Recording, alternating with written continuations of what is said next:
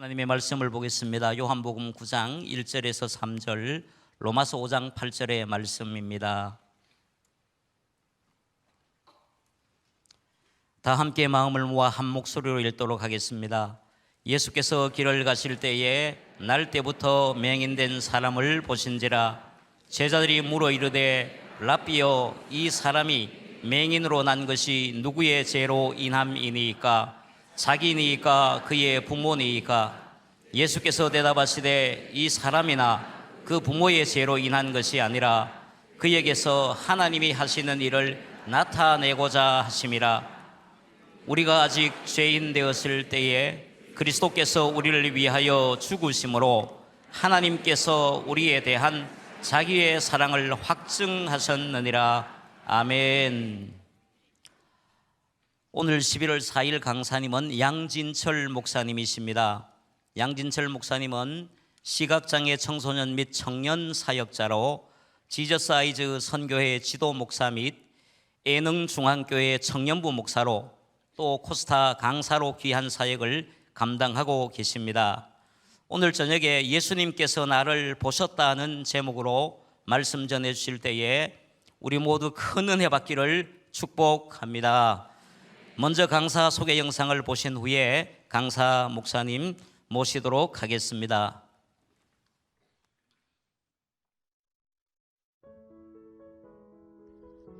딱 하루만 볼 수 있다면, 딱 하루만 보게 된다면 꼭 하고 싶은 세 가지는 무엇인가요? 태어나서 한 번도 눈으로 본 적이 없던 중딩 고딩 시각장애 청소년들에게 물어보았습니다. 우선 첫 번째는 사랑하는 엄마와 동생의 얼굴을 기억해서 평생 동안 이렇게 머릿속에 그 이미지를 담아두고 싶고요.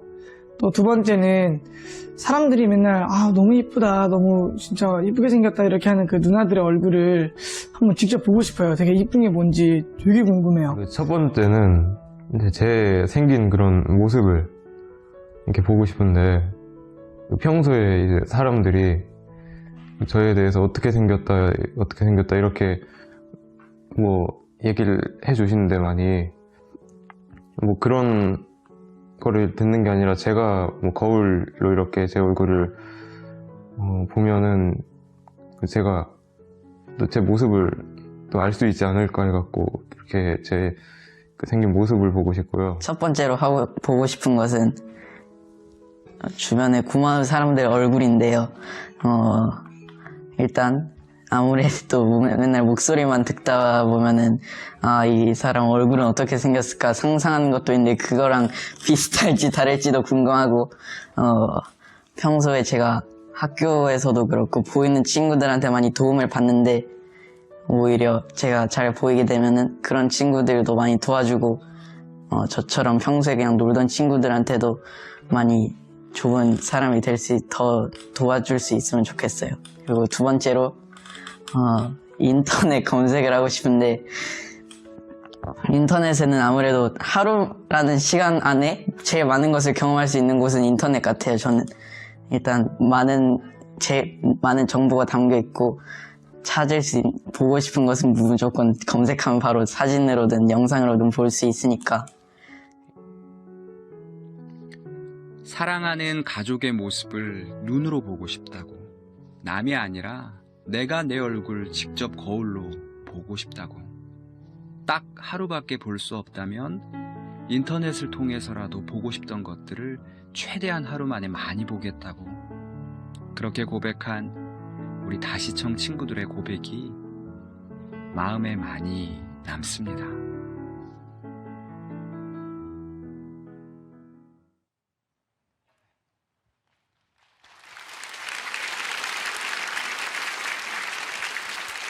네, 할렐루야. 네, 하나님을 찬양합니다. 네, 저는 이 귀한 다음 세대 시각장애 청소년 청년들과 함께 즐겁게 사역하고 있는 양진철 목사입니다. 네. 네, 고맙습니다. 저는 20대 초반에 시각장애인 사역의 소명을 받고 하나님께서 지금까지 이 귀한 길을 걸어오게 하셨습니다. 시각장애인 사역을 하는 저는 목회자인데, 오늘 와서 알게 되었는데 저는 시각장애인 사역을 하는 목사이지만 오늘 25분이나 되는 농인 사역, 청각장애인 사역을 하시는 우리 농인교회 목사님들이 오셨다고 들었습니다. 우리 함께 환영했으면 좋겠습니다. 고맙습니다. 네, 너무 감사합니다.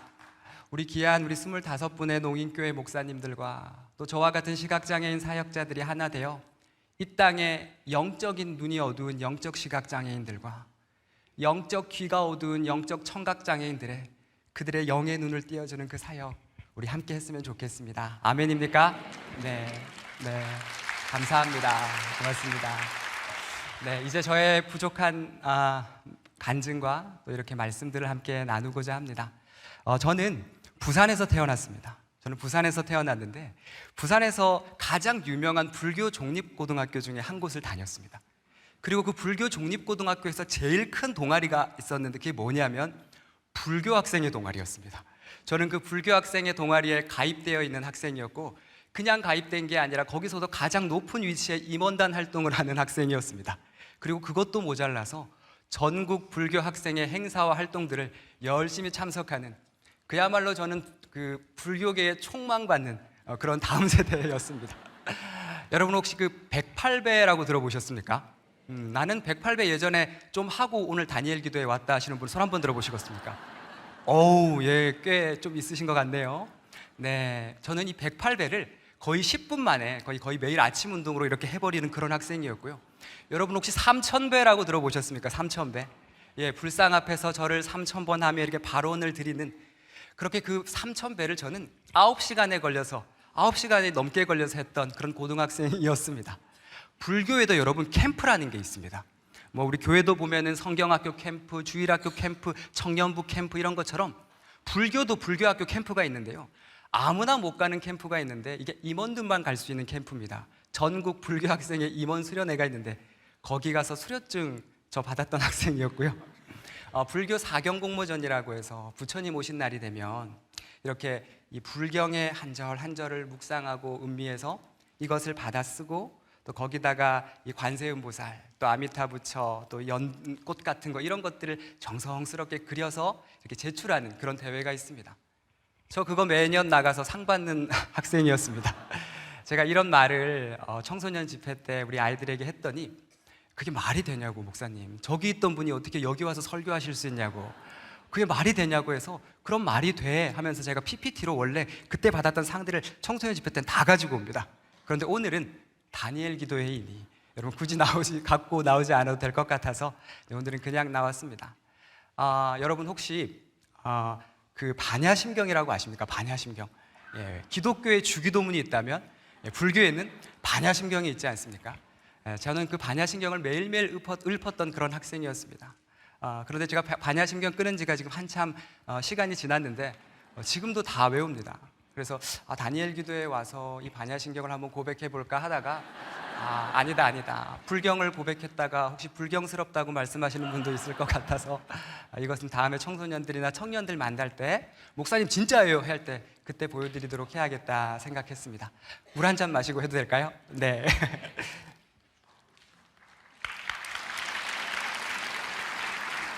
네. 제가 이토록 이 108배를, 제가 이토록 3000배를, 제가 이토록 반야심경을 그것을 붙들며 살았던 이유는, 그러니까 즉 부처를, 이 관세음보살을 붙들고 살았던 이유는 사실 제 안에 참 많은 한이라는 것이 있었기 때문입니다. 제 학창시절에 말할 수 없는 그 상처들이 제 안에 가득 있었기 때문입니다. 제가 고등학교 1학년에서 2학년 올라갔을 때로 기억을 합니다. 하루는 하고 이렇게 이제 눈을 떴는데 눈이 부시니까 이제 한쪽 눈을 먼저 뜨지 않습니까? 한쪽 눈을 먼저 떴는데 분명히 어제까지 있던 제 방의 책상이 안 보이는 겁니다. 이상하다. 그리고 다음 날도 하고 눈을 떴는데 이 눈이 부시니까 한쪽 눈을 먼저 뜨지 않습니까? 한쪽 눈을 먼저 떴는데 분명히 어제까지 있던 제 방의 책상이 안 보이는 겁니다. 근데 또 두 눈을 뜨니까 또 보이는 거예요. 이것이 하루가 지나고 이틀이 지나고 계속되면서 뭔가 잘못됐구나, 뭔가 이상이 있구나 해서 동네 안과에 가게 되었고, 동네 안과에 갔더니 의사 선생님께서 급하게 소견서를 써주시더니 이거 큰 병원 가야 된다고, 이거 대학병원 가야 된다고 해서 대학병원에 갔습니다. 그리고 안과와 관련된 모든 검사를 받았습니다. 여러분 가운데 이 안과와 관련된 검사를 받은 분들은 잘 알 겁니다. 쉬운 것 같지만 쉽지 않고 힘들고 어렵습니다. 어려운 검사 받았으면 결과라도 좋아야 되는데 그때 나왔던 결과가 뭐냐면 이미 우한의 시력은 황반 변성으로 인해서 상당 부분 상실하였고 좌안에도 병변이 진행되었으며 언제가 될지 모르지만 우한처럼 그렇게 시력을 잃어버릴 수 있는 병입니다 라고 그때 교수님께서 고등학생이었던 저에게 그렇게 얘기하셨습니다. 누군가가 내가 얼마 전까지만 해도 1.0, 1.0으로 눈이 굉장히 좋았는데 당신은 언젠가 시력을 그렇게 나빠질지 몰라요, 시력을 잃을지 몰라요 라는 말을 대학 교수님에게서 들어보지 않은 사람은 그것이 얼마나 무섭고 떨리는 건지 모를 겁니다. 저는 지금은 잘 관리를 받고 있고 잘 유지를 하고 있지만 그때 청소년 시기에 제가 받았던 그 병은 아주 희귀한 병이었고 그때 당시에 그 결과를 받고 나서 거의 밤이 되면 잠을 못 잘 정도로 혹시 다음 날 내일 아침에 내가 일어났다가 내 오른쪽 눈 이렇게 된 것처럼 왼쪽 눈도 갑자기 그렇게 되면 어떡하지? 아니 혹시라도 잘 때 그런 일이 생기면 어떡하지 하면서 수없이 손 떨며 그렇게 잠을 잤던 학창 시절을 보냈습니다. 오늘 본문에 보면 이런 말씀이 있습니다. 우리 함께 읽었으면 좋겠는데요. 요한복음 9장 1절의 말씀입니다. 같이 함께 읽겠습니다. 시작. 예수께서 길을 가실 때에 날 때부터 맹인된 사람을 보신지라. 예수님께서 길을 걸어가실 때에 날 때부터 시각장애인 된 사람을 보셨답니다. 그러자 제자들이 예수님께 묻습니다. 랍비여, 예수님, 이 사람이 시각장애인으로 태어난 것이, 그래서 사랑하는 사람의 얼굴을 일평생 바라볼 수 없고 사랑하는 이의 눈빛조차 바라보지 못하는 이 저주받은 인생으로 태어난 거, 이거 누구의 죄 때문입니까? 이 사람의 죄 때문입니까? 아니면 그 부모의 죄 때문입니까? 당시 제자들이 예수님께 물었던 이 질문은요, 제가 굳이 이 시대적 상황과 배경을 여러분들에게 설명드리지 않아도 당시 불교를 믿고 있던 저의 생각과 거의 일치했습니다. 양진철, 네 눈에 이런 병이 걸린 거, 그거 네가 전생에 지은 업 때문이야. 과거에 지은 죄 때문이야. 양진철, 네 사랑하는 동생이 그 어린 나이에 뇌에 이상이 있어서 심각한 지적장애인, 중증 자폐성 발달장애인으로 태어난 거, 그거 네가 전생에 지은 업 때문이야. 과거에 지은 죄 때문이야. 양진철, 네 사랑하는 부모님이 그 어린 나이에 그렇게 끔찍하게 다투시고 그렇게 너희 가정이 한순간에 다 파탄나 버린 거, 그건 네가 전생에 지은 업 때문이야. 과거에 지은 죄 때문이야. 제게는 너무나도 사랑하는 동생이 한 명이 있습니다. 그런데 그 동생이 태어났을 때 뇌에 심각한 이상이 있어서 심각한 지적장애인, 중증 자폐성 발달 장애를 가지고 태어났습니다. 올해 나이가 만으로 31살인데 지금도 지능이 3살 정도밖에 되지 않는 그런 심각한 중증 장애인이었습니다. 동생이 태어났을 때 우리 부모님은 얼마나 마음이 아프셨을까요?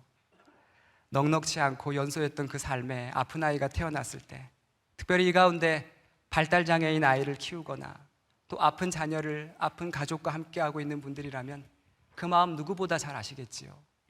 한 가정에 발달장애인 아이가 태어난다는 것은, 그것은 그 아이 한 명만의 문제가 아니라 그 아이와 함께하는 모든 가족이 짊어져야 할 말할 수 없는 눈물이고 말할 수 없는 많은 이야기들이 담겨 있는 겁니다. 그렇게 연소하고 넉넉지 않았던 부모님들은 쉽지 않은 삶에 서로에게 원치 않는 그런 또 이렇게 함부로 하는 말들도 어쩔 수 없이 하셨겠지요. 그렇게 자주 다투기를 또 많이 하셨고, 그러다가 어느 날은 심각하게 정말로 모든 유리가 다 깨지고 집에 있던 모든 유리창이 깨지고 피가 낭자하던 그날 밤 어머니가 모든 짐을 싸들고 그렇게 집을 나가실 수밖에 없었고, 그렇게 하루아침에 제가 동생을 보살펴야 되는 그런 부모로서의 역할을 감당해야 했습니다.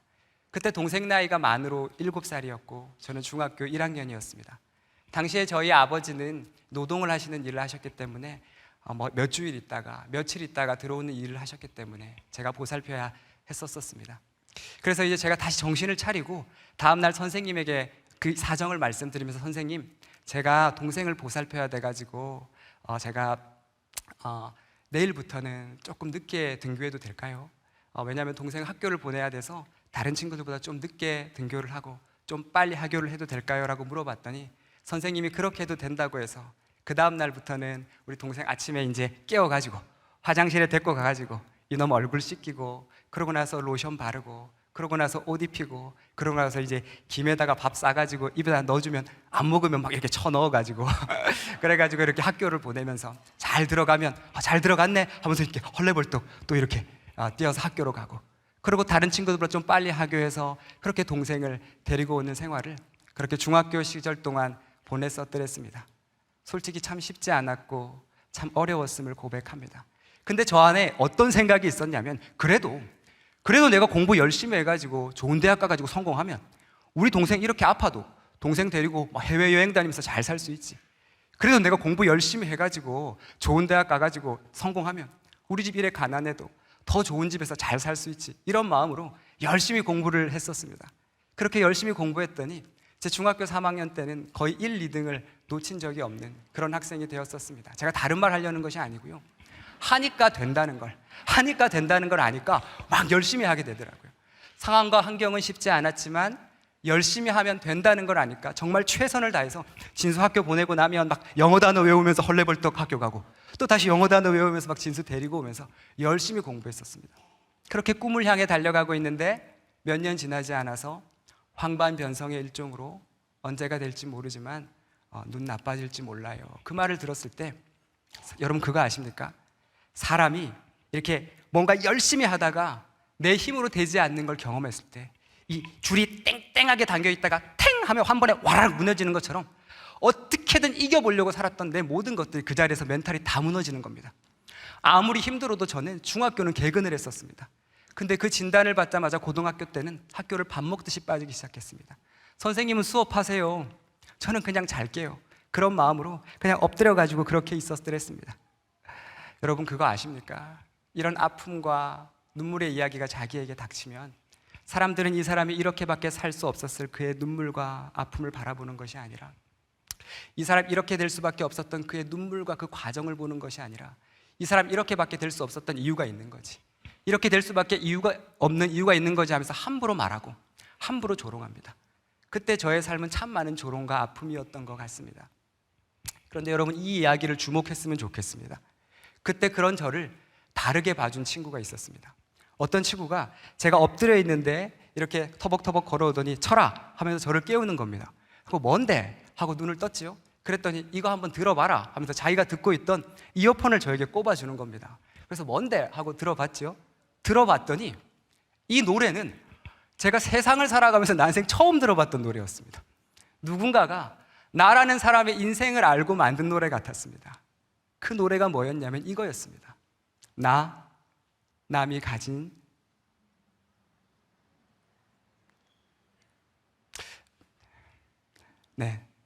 남이 가진 재물 없으나,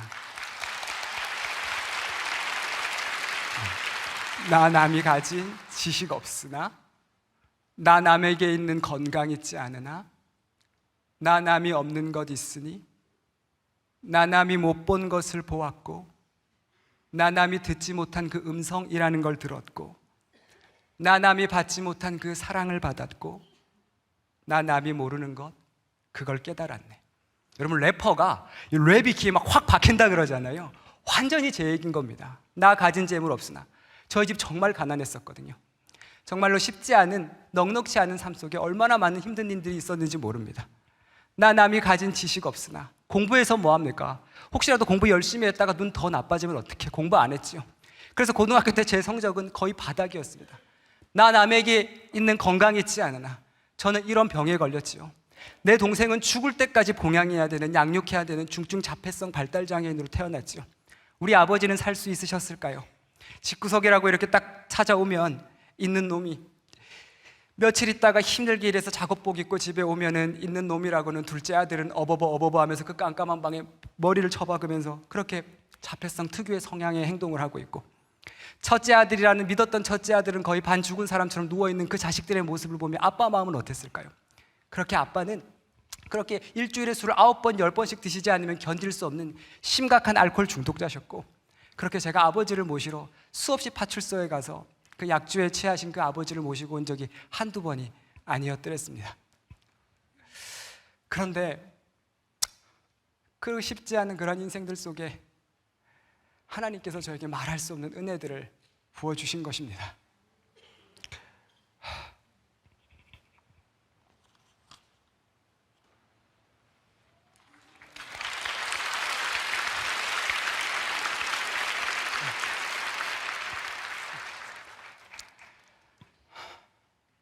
사실은 제가 원래 이러지 않는데 오늘 이 자리에 제 동생도 나와 있고 저희 가족들이 오다 보니까 제가 이런 적이 한 번도 없었는데 제가 설교 많이 하는데 지금 아무 생각이 안 나고 지금 멍해져 있습니다. 정말 죄송합니다.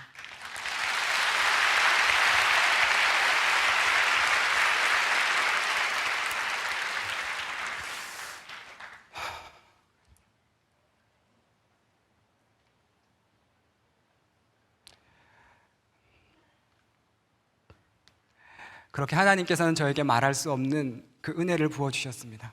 제가 이 노래를 듣고 나니까 갑자기 제 안에 이런 생각이 드는 거예요. 저희 학교에는 법당이 있었습니다. 법당이. 그런데 이 법당은 마룻바닥으로 돼가지고 여름에는 시원하고 겨울에는 따뜻했습니다. 여름에는 시원하고 겨울에는 따뜻했는데요.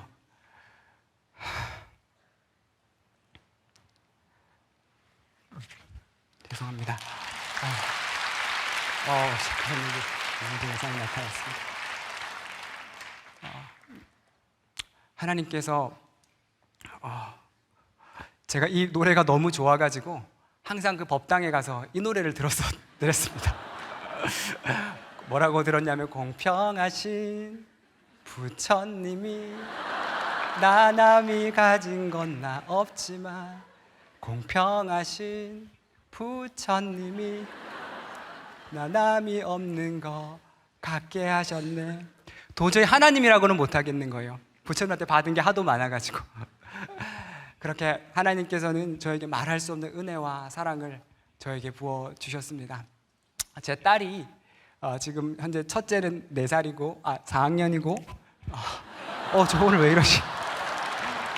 진짜 죄송합니다. 야, 저 진짜 한 번도 이런 적이 없었는데 야, 이거 온몸에 식은땀이 나고 정말 이런 적이 단 한 번도 없었습니다. 저를 잘 아실 겁니다. 저는 단 한 번도 이런 적이 없었는데 네. 이게 지금 생방송입니까? 큰일 났네. 이거 녹화방송이었으면 좋겠는데.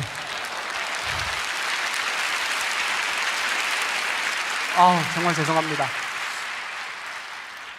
저희 첫째 아이가 이유식을 이렇게 먹일 때 우리 아내가 이유식을 먹일 때 제가 그 모습을 보면서 하나님도 나에게 그렇게 이유식과 같은 그런 음식을 나에게 먹여주셨구나, 그런 생각을 하게 되었더랬습니다. 죄송합니다. 정말 죄송합니다. 저 이런 적이 정말 한 번도 없었습니다. 하나님 도와주십시오. 하나님 도와주십시오. 하나님 저에게 은혜를 주십시오.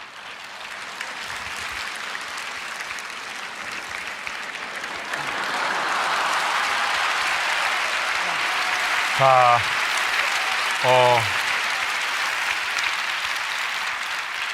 동생분이 오셨다고 그랬잖아요. 어디 계세요?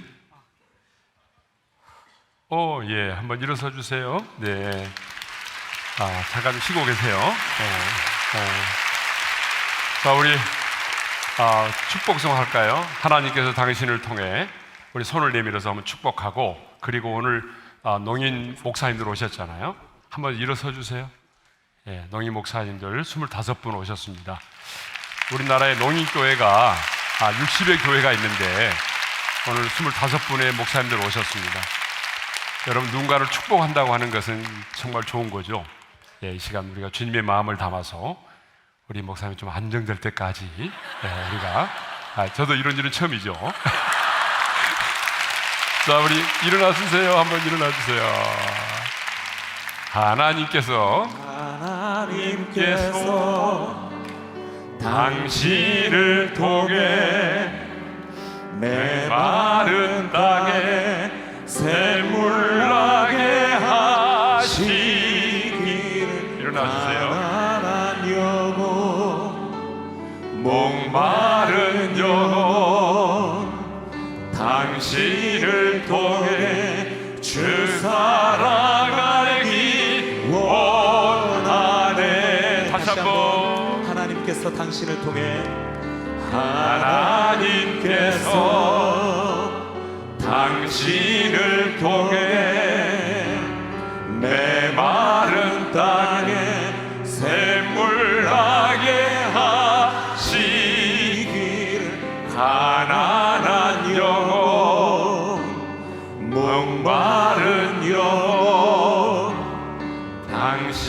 당신을 통해 주 사랑 알기 원하네.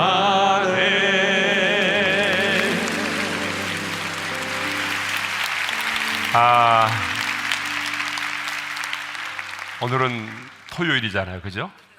그러니까 일찍 돌아갈 생각하지 마시고요. 우리 강사님들 시간을 구애받지 마시고 오늘 차분하게 여유롭게 해주시면 좋겠습니다. 오늘 보니까 정말 이전보다도 갑절의 은혜가 우리 가운데 임할 것 같습니다. 우리 강사님 위해서 박수 한번 하겠습니다. 네.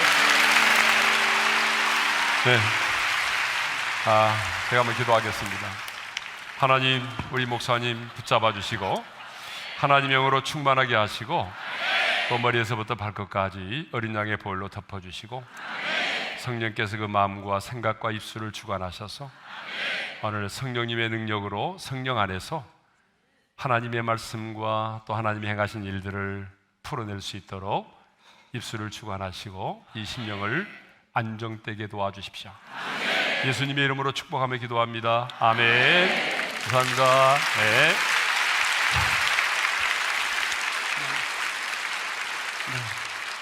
다니엘 기도의 역사상 이런 적 단 한 번도 없었지요.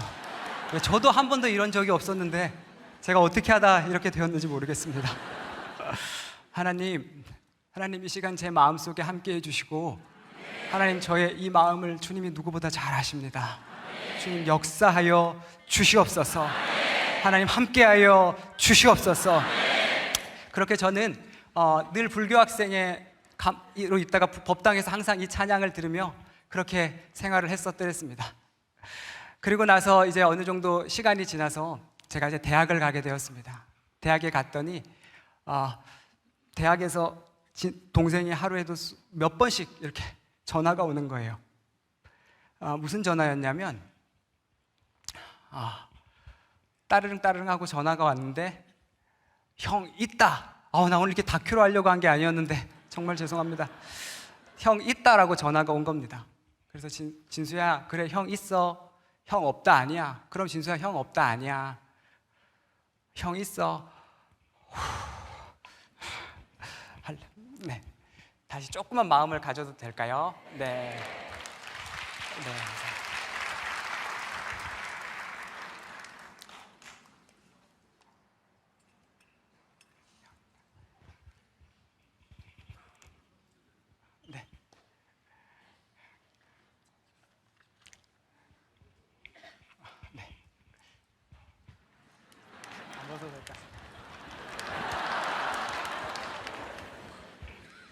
네, 그렇게 동생이 제가 대학을 가게 되었고 동생이 그렇게 늘 전화가 왔었습니다. 형 따릉따릉 보면 항상 동생이었는데 그 형 있다라는 전화였고 진수야 형 없다 아니야. 형 늘 같이 있어. 응 하면은 진수가 전화를 끊었고 또 진수야 형 있어 해야 진수가 전화를 끊었습니다. 그게 무슨 말이냐면요. 하나님 오늘 그렇게 진수의 전화를 받으면 저는 도저히 학교 생활을 하기가 너무 힘들었고 한 달 정도 그래 한 학기만 버티고 그래 내려오자 한 학기만 버티고 내려오자 그 마음으로 학교를 다녔었습니다. 그러다가 저의 이런 사정을 알고 어떤 친구들이 저에게 와가지고는 철아 내가 네 사정을 알았어. 내가 너를 위해 기도해 줄게. 아니 네 동생을 위해 기도해 줄게 라고 말하며 저에게 저를 데리고 어떤 동아리방에 가게 되었고 알고 보니 그 동아리방은 CCC 대학생 선교회 친구들이 있는 그런 동아리방이었습니다. 그 동아리방에 봤더니 제가 난생 처음 봤던 친구들이 기도를 하면서 내 동생을 위해 기도해주고 있는데 제가 어떻게 위로가 되지 않을 수 있었겠습니까? 그러면서 이 기도가 정말 우리 진수에게 흘러가고 있겠구나라고 생각을 하게 되었고 그렇게 조금씩 하나님은 그때 제 마음을 조금씩 열어가 주셨습니다. 그리고 그 친구들의 손에 이끌려서 함께 갔던 그 대학생 선교회 캠프 10,000명 정도 청년들이 모이는 캠프였는데요. 그 캠프가 워낙 청년들이 많이 모이니까 이렇게 안에서 예배를 드리기가 어려웠습니다. 그래서 밖에서 예배를 드렸는데 그때 밖에서 예배를 드리는데 하늘에서 주룩주룩 비가 내리는 겁니다. 하필 비가 주룩주룩 내리는데 그때 그거 아십니까? 그때 밖에서 그 예배를 드리며 내리는 비를 맞으며 그때 제가 예수님을 처음 만났습니다. 십자가 고통당하사 짓밟힌 장미꽃처럼 나를 위해 죽으셨던 그 예수님이 내 안에 온몸으로 들어오면서 내가 오래전 그 법당에서 이것이 나의 죄 때문입니까?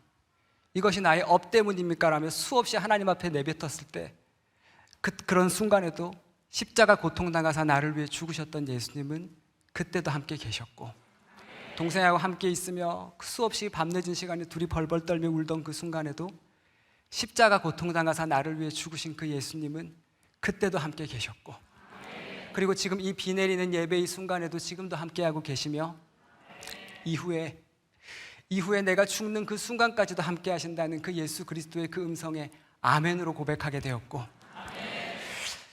하나님께서는 그렇게 저에게 정말 강권적으로 저에게 임하시며, 진철이가 아직 죄인 되었을 때에 그리스도께서 진철이를 위하여 죽으심으로 하나님께서 진철이에 대한 자기의 사랑을 확증하셨느냐라는 이 말씀을 통해서 아멘으로 하나님을 만나게 하셨습니다.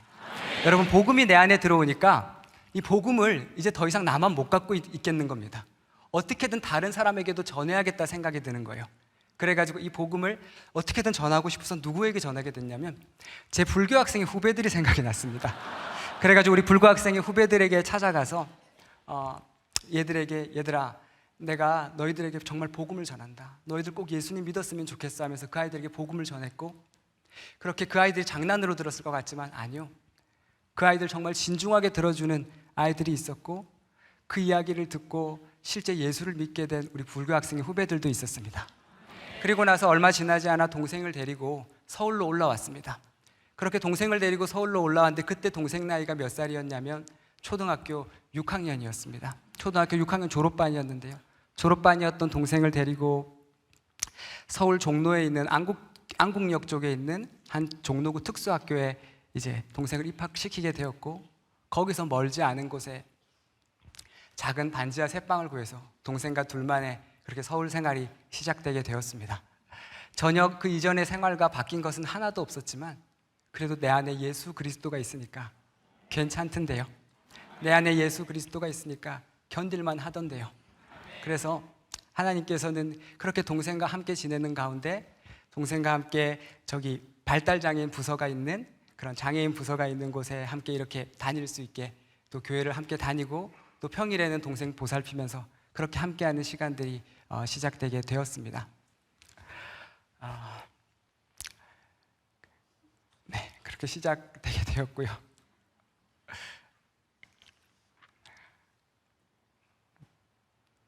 그렇게 동생과의 생활을 시작하면서 제 안에 무슨 생각이 들었냐면, 그런 일은 일어나지 않겠지만 혹시라도 내 오른쪽 눈이 갑자기 이렇게 나빠진 것처럼 내 왼쪽 눈도 갑자기 나빠지면 내 동생은 누가 책임져 주지?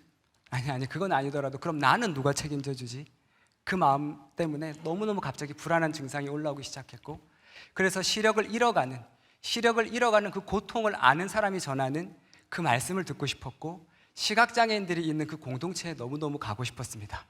그래서 우리 진수의 손을 잡고 만 20살 때 애능중앙교회라고 하는 한 작은 시각장애인 교회에 가게 됐습니다. 가자마자 바로 터져 나왔습니다. 어떻게 세상을 보지 못하는 사람들이 저렇게 아름다운 찬양을 부를 수 있지? 거기 교회가 이제 우리가 교회가 크지가 않으니까 복도가 좁으니까 시각장애인들이 이렇게 가다가 부딪혀요. 부딪히면은 아이고 부딪혔네요, 죄송합니다 라고 말하는 그들의 그 아름다운 미소가 얼마나 아름다운지. 그때 회장도 시각장애인이었는데요, 음식이 이쪽에 있는데 이쪽을 가리키면서 얼른 먹으라고 하는데 제가 이쪽에서 이 음식을 먹으며 이것을 눈물로 먹는지 콧물로 먹는지 몰랐습니다. 그렇게 하나님께서는 그곳에서 말할 수 없는 은혜를 경험하게 하셨고, 사랑하는 목사님께 거기서 세례를 받고, 그리고 그곳에서 청년부 임원으로 청소년부 교사로 활동을 하면서 그 어린 나이에 망막 색소 변성증으로, 시신경 위축으로, 눈에 생긴 암으로, 뇌종양으로, 그런 각자의 사연과 원인은 다르지만 각자 그 어리고 예민한 나이에 실명한 친구들을 만나게 되었고, 그래서 하나님께서 진철이 네가 그 아이들에게 예수 복음 전하라고, 그 친구들에게 예수가 필요하다고 하는 그 하나님의 음성을 듣게 되었고, 네 하나님, 제가 그 길 가겠습니다. 그 순종하는 마음으로 지금까지 이 다음 세대 시각장애 청소년 청년 사역을 감당하는 목사로 이렇게 걸어가고 있습니다. 하나님께서 이 사역하라고, 하나님께서 이 귀한 은혜의 사역하라고 나에게 말할 수 없는 이 눈물의 이야기를 주셨다는 것을 그때 처음 그렇게 깨닫게 되었습니다. 제가 이 사역을 오랫동안 이렇게 함께 하다 보니까 어느새 하나님께서는 참 많은 좋은 열매들을 주셨습니다. 청소년 시기에 만났던 제자들이 어느새 청년이 되어서 우리 함께하는 청소년부 교사로 섬기고 있고, 또 어떤 친구는 자신들이 가지고 있는 그런 은사를 가지고 찬양대 리더로 또 섬기고 있고, 또 어떤 친구는 또 자신들이 갖고 있는 각자의 재능과 은사들을 가지고 열심히 섬기면서, 또 그 가운데에는 또 하나님이 너무 기뻐하시는 아이들로 자라는 아이들이 얼마나 많은지 모릅니다. 그렇게 우리 아이들과 이렇게 즐겁게 사역을 하며 시간을 보내고 있고요.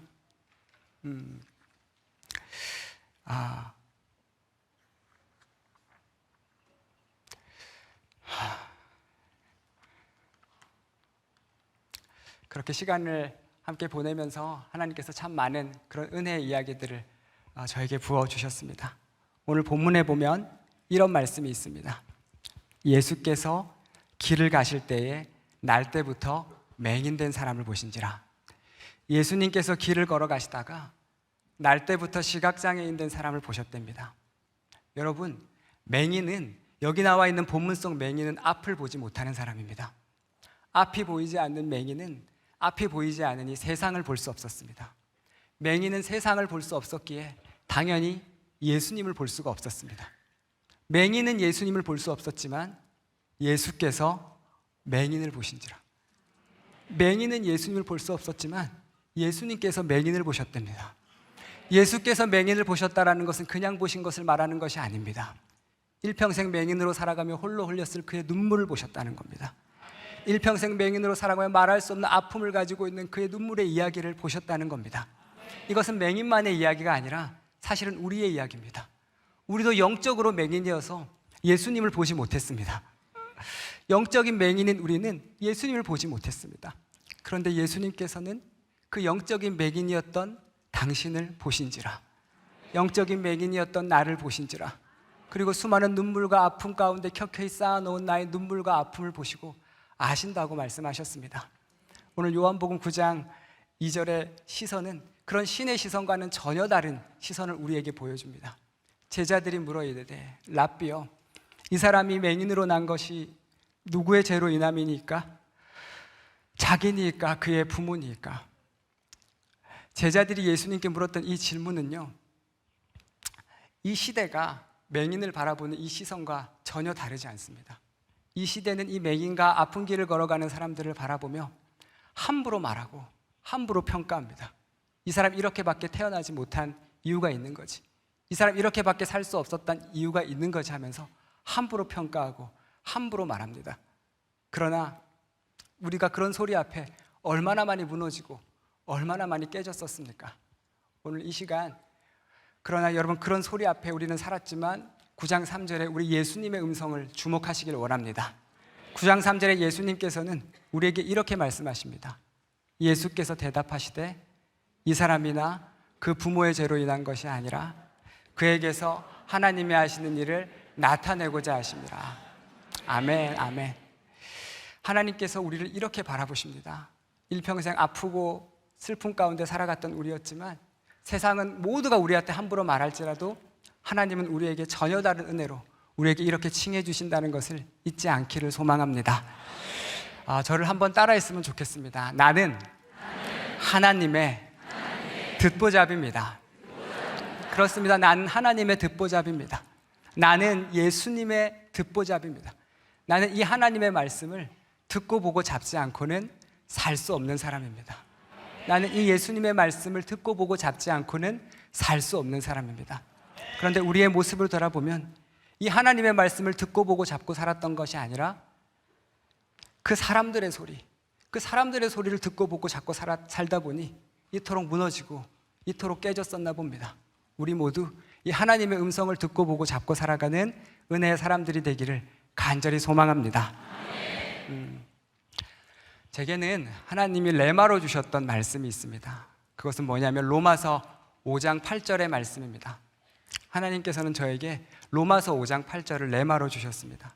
같이 함께 읽어볼까요? 시작.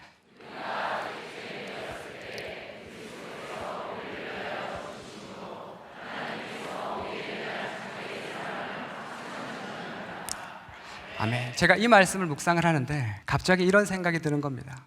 우리가 아직 죄인 되었을 때 어쩌면 이 세상은 우리가 무엇인가 죄를 지어서 죄인이 아니라 우리가 뭔가 죄를 지어서 죄인이 아니라 어쩌면 이 세상은 쓸모가 없어지면 죄인 아닌 죄인이 되겠다. 그런 생각이 든 적이 있었습니다. 아버지가 내 사랑하는 자식을 바라보며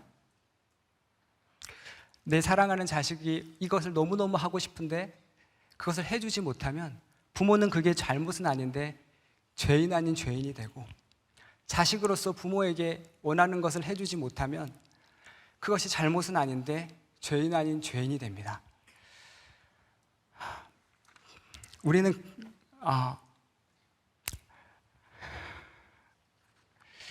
그리고 직장에는 그렇지 않습니까? 직장에는 능력이 없으면 그게 죄는 아닌데 죄인 아닌 죄인이 되고 그리고 학생도 공부를 못하면 그게 죄는 아닌데 죄인 아닌 죄인이 됩니다. 그 소리 앞에 우리가 얼마나 많이 무너지고 깨졌습니까?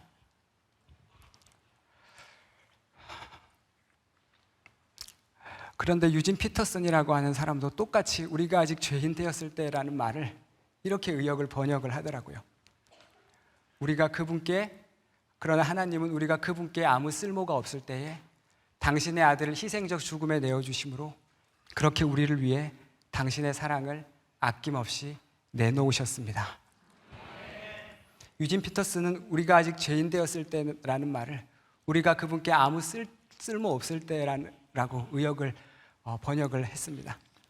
제가 이 말씀을 보면서 이 기사가 문득 떠올랐습니다. 12달러 금붕어 위에 500달러 쓴 여성 가치 있는 일. 이 기사가 어떤 건지 한번 읽어드릴게요. 호주의 한 여성이 12달러를 주고 금붕어를 한 마리 삽니다. 근데 그러니까 우리 돈으로 15,000원 정도 주고 금붕어를 산 거죠. 15,000원 정도 주고 금붕어를 샀는데 이 금붕어가 너무 예뻐서 이제 수초도 사고 또 뭐 여러 가지들을 샀겠죠. 그런 것들을 사서 이렇게 어항에다가 그 금붕어를 키우면서 그렇게 그 금붕어를 키우고 1년 동안 키웠는데 그 금붕어가 갑자기 이렇게 막 이렇게 어항 속에 있다가 갑자기 돌멩이를 삼켜버린 겁니다.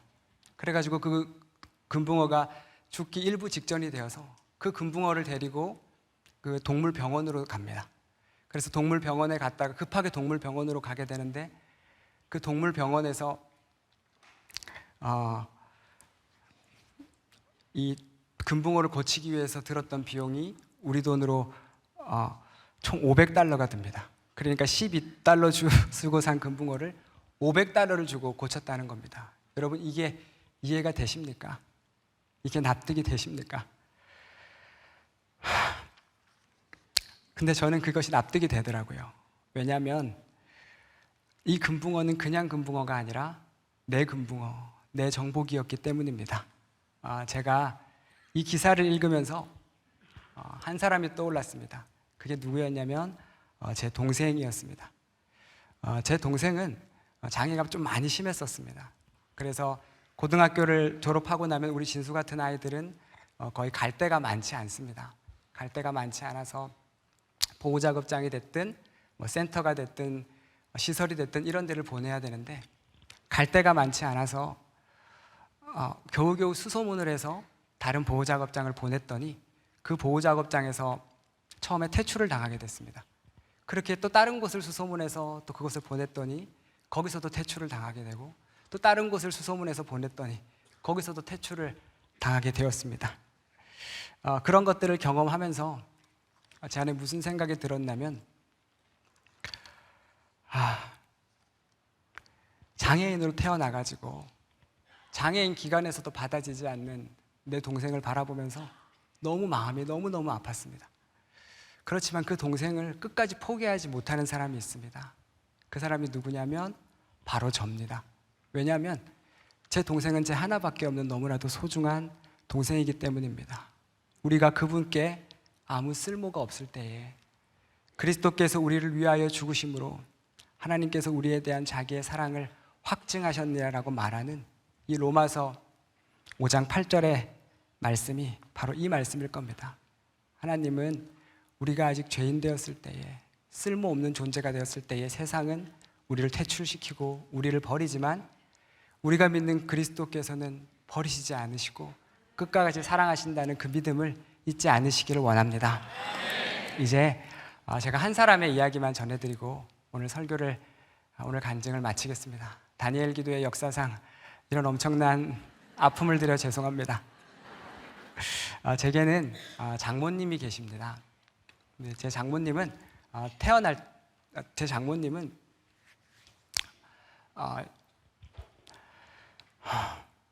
저에게 자주 이런 말씀을 하셨습니다. 사위, 나는 어릴 때 되게 예뻤고 되게 귀여웠어. 그런 말씀을 종종 하셨습니다. 그리고 나서 하루는 우리 장모님이 초등학교 4학년 때 영호가 엄마가 저녁 식사 준비하고 있을 테니까 저기 가가지고 좀 놀다 온나 했더니 우리 장모님이 네 알겠어요 하고는 이제 혼자서 소꿉놀이를 하고 있었다고 합니다. 그런데 저기 보니까 뭔가 이게 폭탄 만들기 좋은, 그러니까 뭔가 이렇게 그릇 만들기 좋은 뭔가가 있어가지고 가가지고 그것을 가지고 와서 돌에다가 팍팍팍 쳤더니 갑자기 벙 하고 터지더니 그것이 온몸에 사정없이 바뀌기 시작했답니다. 알고 보니 그것이 폭탄이었던 겁니다. 그래서 그 폭탄이 온몸에 박히고 또 손에 박히고 얼굴에 박히고 가장 가슴 아픈 건 눈에 박혀서 그렇게 엄마는 그 장모님을 업고 내 딸 살려야 된다고 이 병원 저 병원을 다니게 되었고, 그렇지만 너무나도 심하게 박힌 폭탄으로 인해서 손가락의 상당 부분들을 잘라내지 않을 수 없었고, 그리고 몸에 흉터가 나지 않을 수 없었고, 가장 가슴이 아픈 것은 눈에 심하게 박힌 이 폭탄 파편으로 인해서 안구를 적출하지 않으면 안 됐었다고 합니다. 그렇게 우리 저희 장모님 조금 있다 같이 밥 먹자 했던 그 엄마를 다시는 볼 수 없게 된 실명자가 된 겁니다. 그 아이도 얼마나 힘들었던지 얼마나 아팠던지 몇 년 동안 누군가의 손을 잡지 않고는 밖을 나가지 못했다고 합니다. 그리고 몇 년이 지나고 나서 아빠의 손을 잡고 한 미션 스쿨 맹학교를 가게 되었고, 그 맹학교에서 시각장애인들이 배우는 안마라는 기술을 배우고 또 그곳에서 그 예배를 드리다가 예수라는 분을 알게 되었다고 합니다. 그리고 그것을 졸업하고 나서 같은 시각장애인 남편을 만나 결혼을 하게 되고, 그리고 나서 결혼을 하게 되었고, 그리고 나서 하나님의 은혜로 임신을 하시게 되었다고 합니다. 한 달, 두 달, 세 달, 네 달, 다섯 달, 여섯 달 배가 불러오면서 이렇게 기도하셨대요. 10달 뒤에 태어날 내 아이는 우리 부부처럼 눈 안 보이지 않고 눈 나쁘지 않고 눈 좋게 태어나게 해주세요. 10달 뒤에 태어날 내 아이는 하나님 잘 믿는 그런 믿음의 딸로 태어나게 해주세요. 믿음의 자녀로 태어나게 해주세요. 그렇게 기도하셨대요. 그리고 10달이 지나고 응애 아이가 태어났습니다. 보니까 딸이었답니다. 사람들이 말해요. 아우, 딸 너무 예뻐요. 딸 너무 귀여워요. 그런데 정작 그 아이를 자신의 뱃속으로 잉태하고 낳았던 엄마는 그 아이의 얼굴을 전혀 보지 못합니다. 그리고 그 아이가 자라나서 이렇게 아장아장 걸을 수 있는 나이가 되었을 때 다리에 방울이라는 걸 달았대요.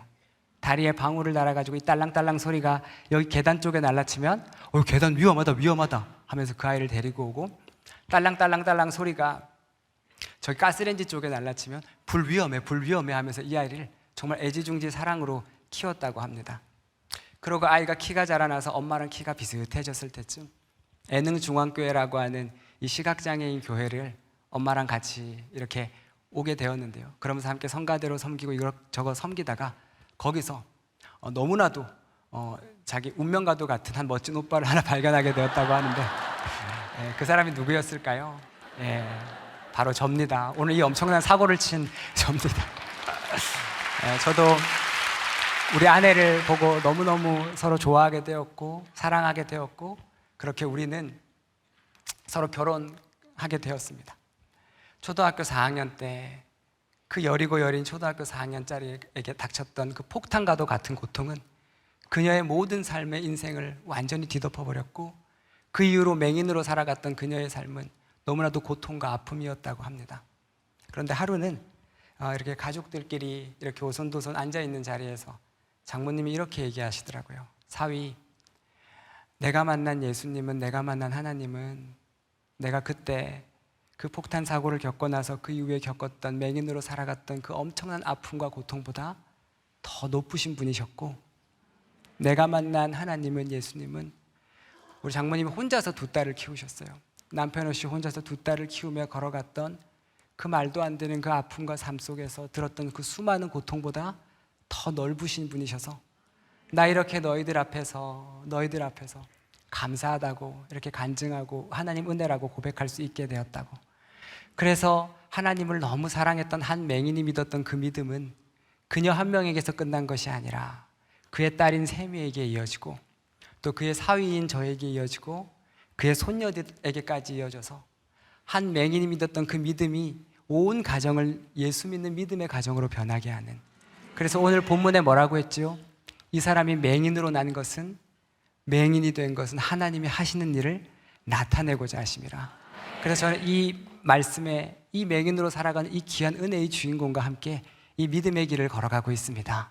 그런데 이것은 우리 장모님만의 이야기가 아니라 제가 너무나도 사랑하는 우리 애능중앙교회 우리 믿음의 선배님들, 우리 믿음의 사랑하는 성도님들의 삶의 이야기입니다.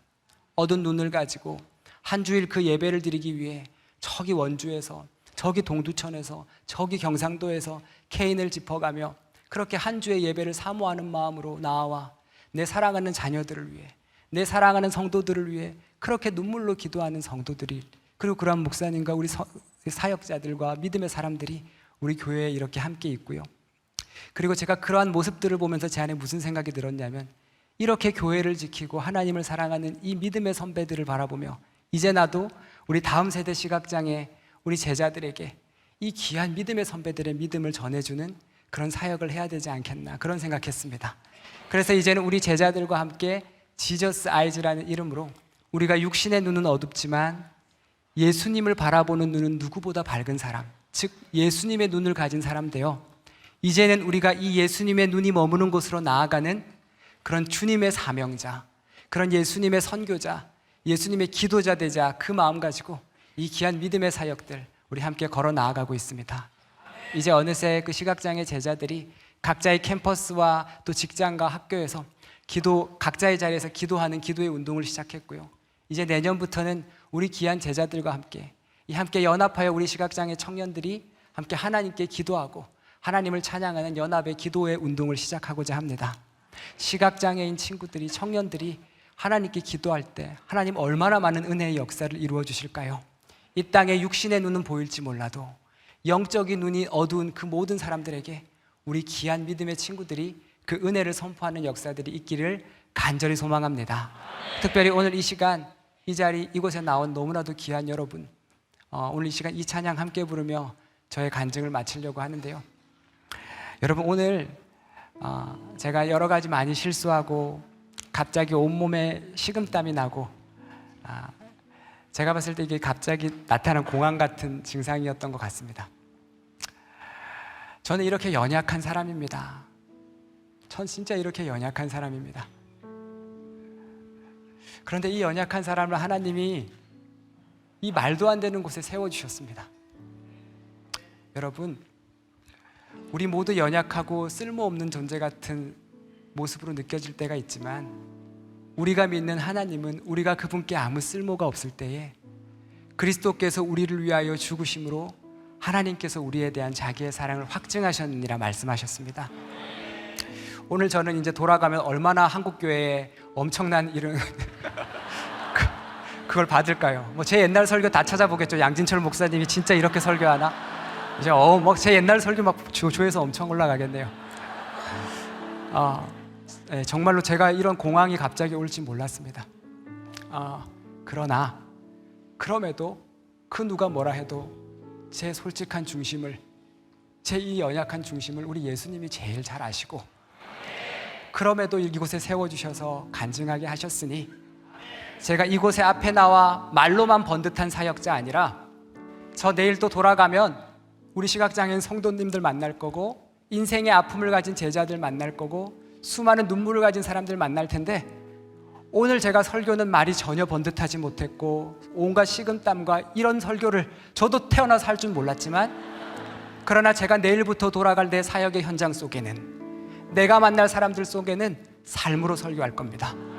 정직하게 사랑할 거고 중도에 실명하고 수많은 아픔의 인생길을 걸어가고 수많은 가슴에 찢어짐을 겪고 있는 우리 사랑하는 성도님들과 수많은 믿음의 사람들 또 예수 믿지 않는 사람들에게 솔직한 삶으로 말로 번듯한 달변이 아니라 정말 삶으로 그들을 안아주는 사역자 되겠습니다. 네, 오늘의 이 모습 여러분 잘 오셨습니다. 기억하십시오. 정말 기억하십시오. 이제 마지막으로 딱 제가 20년 전에 이 찬양 처음 들었어요.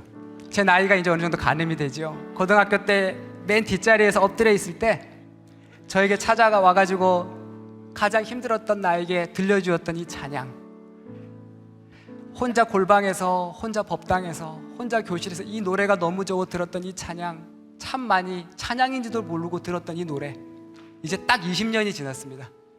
20년이 지나서 이 말도 안 되는 자리에서 홀로 눈물 흘리며 불렀던 이 노래를 하나님께서 이제 너 혼자가 아니라 여기 모인 수많은 믿음의 기도의 용사들과 함께 공평하신 하나님을 높여 올려드리라고, 오늘 이 찬양 함께 부르라고 하나님 오늘 이 시간을 허락해 주셨습니다. 오늘 이 시간 제가 20년 전에 가장 눈물 흘리고 아플 때 하나님이 나에게 이유식처럼 떠먹이셨던 이 찬양, 이제는 여러분과 함께 나누고 싶습니다. 우리 간절한 마음으로, 우리 정말 믿음의 마음으로 우리 이 찬양 함께 하나님께 올려드립시다. 가진 재물 없으나 남이 가진 지식 없으나 남에게 있는 건강이 있지 않으나 남이 없는 것 있으리. 한 번 더. 나 가진 재물 없으나 가진 재물 없으나 나 남이 가진 지식 없으나 남이 가진 지식 없으나 나 남에게 있는 건강 있지 않으나 남에게 있는 건강 있지 않으나 그러나 나 남이 없는 것 있으니 남이 없는 것 있으니 그것은 나 남이 못 본 것을 보았고 남이 못 본 것을 보았고 나 남이 듣지 못한 음성을 들었고 남이 듣지 못한 음성 들었고 나 남이 받지 못한 사랑을 받았고 남이 받지 못한 사랑 받았고 나 남이 모르는 것 깨달았네. 남이 모르는 것 깨달았네. 공평하신 하나님이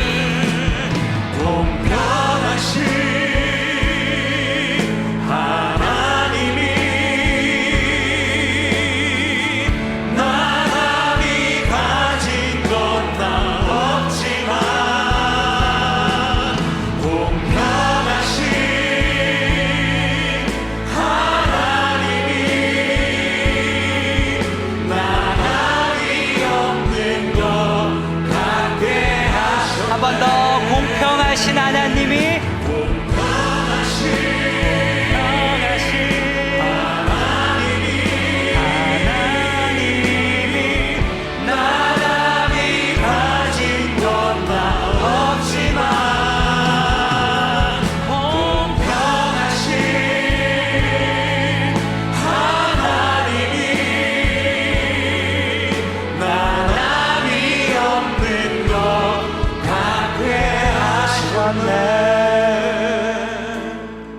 사랑의 하나님 아버지 감사합니다.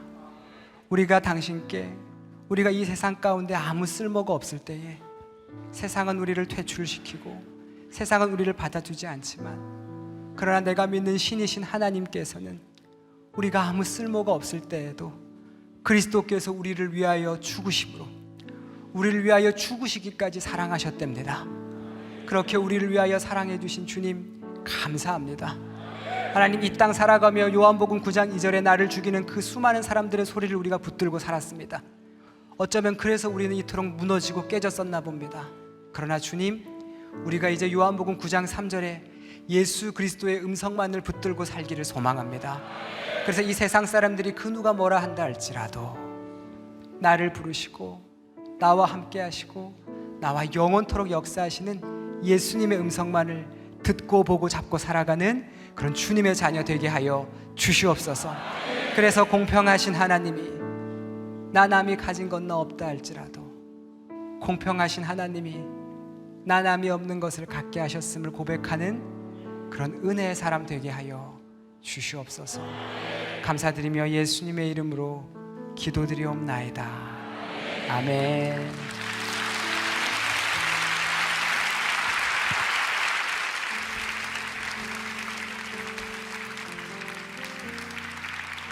할렐루야.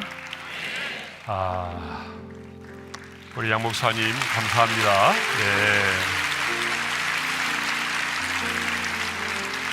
본인은 굉장히 힘드셨겠지만 그래도 우리는 또 영적으로 긴장하고 집중하면서 또 말씀을 들을 수 있어서 감사하고요.